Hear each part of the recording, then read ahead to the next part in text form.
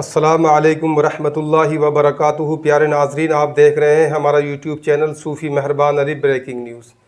दोस्तों, हमारे इस चैनल में आपका इस्तकबाल है, स्वागत है। अगर आपने हमारे इस चैनल को अभी तक सब्सक्राइब नहीं किया है तो इसको अभी सब्सक्राइब कर लें ताकि आने वाली हर ख़बर आपको मिल जाया करे। अब चलते हैं दोस्तों हम ख़बर की तरफ। ये ख़बर अफ़गानिस्तान से है। अफ़गानिस्तान में तालिबान ने इलाका पंजशीर में 3 बड़े शहरों पर कब्जे का दावा किया है।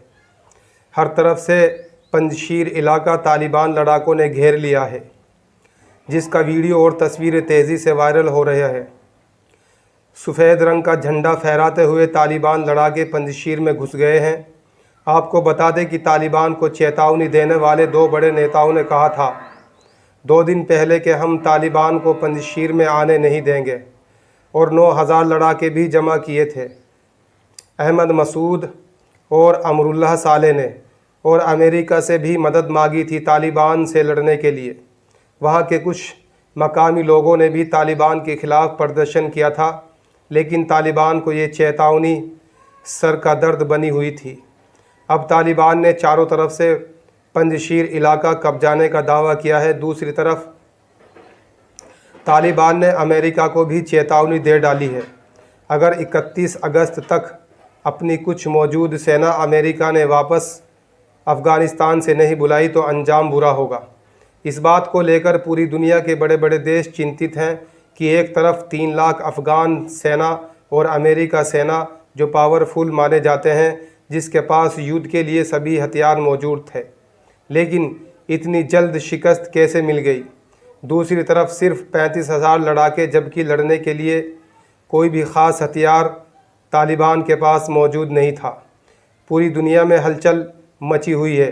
क्या आगे चलकर तालिबान क्या कुछ कर सकता है, अभी इसका किसी को भी अंदाज़ा नहीं है। अब चलते हैं दूसरी बड़ी खबर की तरफ। ये खबर हमारे भारत से है। सोमवार को इलाहाबाद हाई कोर्ट ने कहा पुलिस फोर्स को दाढ़ी रखने का कानून के मुताबिक कोई अधिकार नहीं है। आपको बता दें कि पूरा मामला क्या है। सोमवार को इलाहाबाद हाई कोर्ट ने एक पुलिसकर्मी द्वारा दाढ़ी रखने की मांग वाली याचिका को हाई कोर्ट ने खारिज कर दिया है।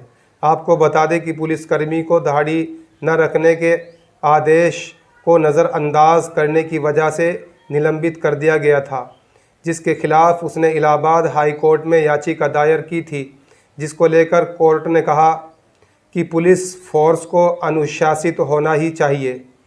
हाई कोर्ट ने आगे कहा कि लॉ एनफोर्समेंट एजेंसी होने के नाते इसकी छवि सेक्युलर होनी चाहिए। इलाहाबाद हाई कोर्ट की लखनऊ बेंच ने सोमवार को याचिका खारिज करते हुए ये फैसला सुनाया है। मिली जानकारी के अनुसार डीजीपी की ओर से पुलिस फोर्स में दाढ़ी न रखने को लेकर सर्कुलर जारी किया गया था। अयोध्या के खंडासा में तैनात सिपाही मोहम्मद फरमान को इस आदेश का पालन नहीं करने पर निलंबित कर दिया गया था और चार्जशीट भी जारी कर दी थी।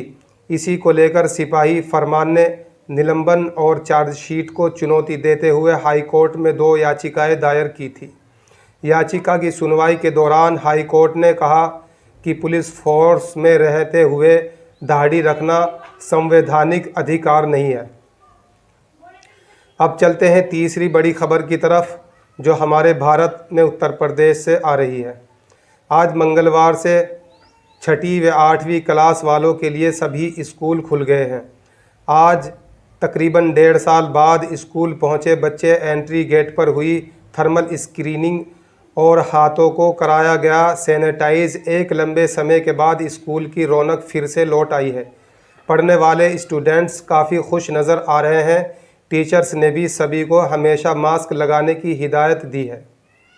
अब चलते हैं चौथी खबर की तरफ, जो राजस्थान अजमेर से है। राजस्थान के अजमेर में कथित तौर पर एक मुस्लिम फ़कीर मांगने वाले और उसके साथी को पिटाई करने का वीडियो सामने आया है, जिसमें मांगने वाले फ़कीर ने अपने माइक में कव्वाली चला रखी थी। वहीं खड़े हुए कुछ हिंदुत्ववादी सोच रखने वाले शख्स ने फ़कीर की पिटाई शुरू कर दी मुस्लिम होने की वजह से, और वो पिटाई करने वाला शख्स कह रहा था पाकिस्तान चले जाओ, और न जाने अनाप शनाप कितना गलत बातें पिटाई करने वाला शख्स उस मुसलमान फ़कीर से कह रहा था। हालांकि वायरल वीडियो के आधार पर 5 लोगों के खिलाफ FIR दर्ज करके CRPC 151 के तहत हिरासत में ले लिया गया है। दोस्तों अब हम चलते हैं, जाने की इजाज़त दीजिए। अस्सलामु अलैकुम वरहमतुल्लाहि